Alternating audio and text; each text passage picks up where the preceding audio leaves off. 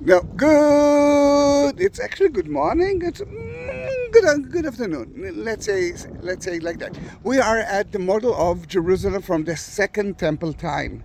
Together with me, and I'm not sure that she will stay, is Dorit. Nice Dorit. to meet you. Nice to meet you too. Dorit is I'm a tour guide. a tour Very interesting. guide. I'm a tour guide. Yeah. Yeah. And as you can understand, she's not working. Because it's still wartime, but we are trying to study. Yeah. Today we are actually studying about King Herod and the Maccabees Hashmonite projects all over Israel. But now we do have kind of a break. Then I ran away to the museum, and guess what? The museum is closed now. Then we're almost the only one here. Mm-hmm. And until they will kick us out, let's talk about that. Now, I'm usually starting from the viewpoint on the temple, but now I'm thinking about the evangelist. I'm thinking about the Protestant. Well, according to the Bible, Jesus was crucified outside the wall. Which wall? That one? That one? That one? Maybe that one. Then let's start with that. Everything that you see here at the time of Jesus was outside the wall. This is the third wall that was built by Agrippas. But after the time of Jesus, let's say 30, at the 40s, few years, but still after Jesus' time, Jesus already ascended into heaven from. Then that was empty. Actually, it wasn't empty. There were buildings here. People build their houses outside the wall, but we don't know a lot because we didn't find so many evidence. We found a little bit of the third wall, but mainly we are dealing with the inscriptions that we know about it, that we're reading about it, except of that. Let me show you exactly where it is. All right. According to the evangelist, according to the Protestant Church of England, this is the Garden Tomb, very close to Damascus Gate of today. Then it might be the place that Jesus was crucified, died, buried, and resurrected. We know that it was outside the wall. The Jews will never bury it inside the wall. We know that it was kind of a highway. It might be the place.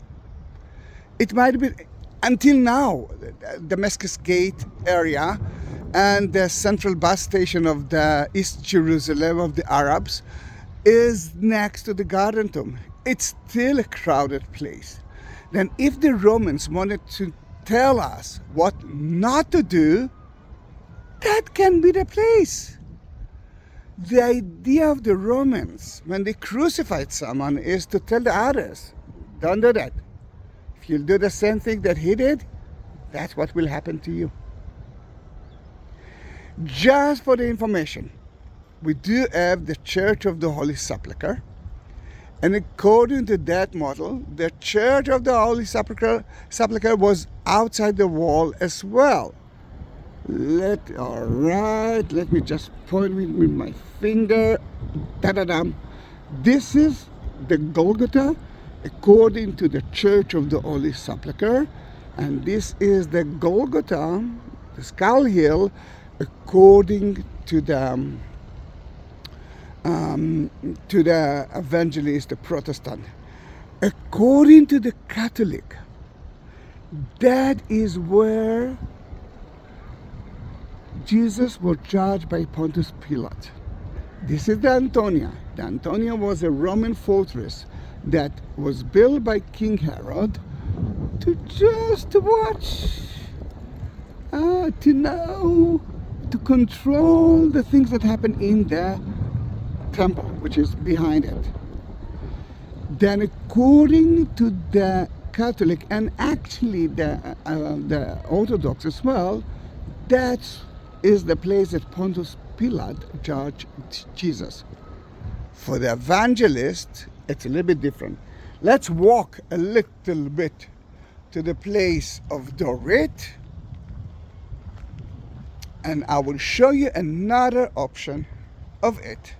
For that, you have to open to read the Bible, let's say John, I think 19.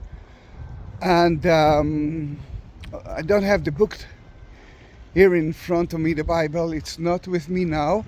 But you can open it and you will see that he went in and out, in and out, in and out. Then, the Antonia, which is the Praetorium according to the Catholic and the Greek Orthodox, is in front of you. You can see the Jewish temple there. Most of the time, the Antonia was the place of the soldiers. King Herod, when he was here in the city, I'm not sure that he visited that place a lot. Maybe he did, but his place here in the city was in a different area. All right. This is the fortress of King Herod next to Jaffa Gate. It's actually the highest place in the city, and then everyone who controlled the city built something there. For example, before the King Herod, the Hashmonite used it. After King Herod, the Byzantine, the Romans use it, the Byzantine use it, the Muslims use it, the Christians got it.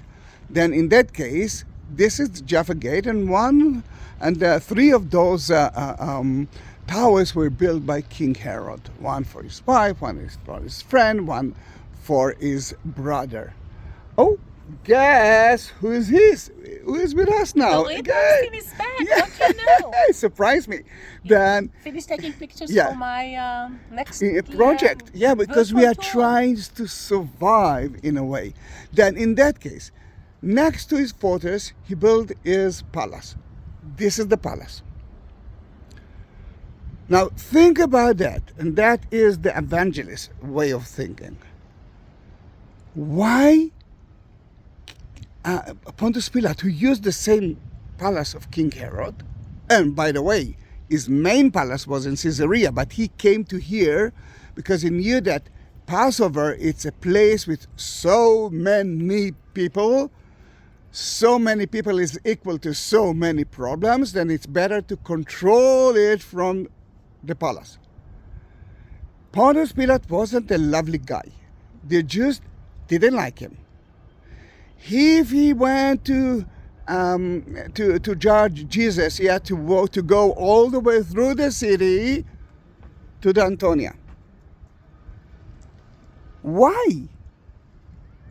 The evangelists and the Protestants actually can say, no. Jesus came to him in his palace, not the other way around. Then according to the evangelist, the Praetorium, the judgment place, was here. Now what you cannot see in that model is that somewhere here there is an entrance into the palace of King Herod.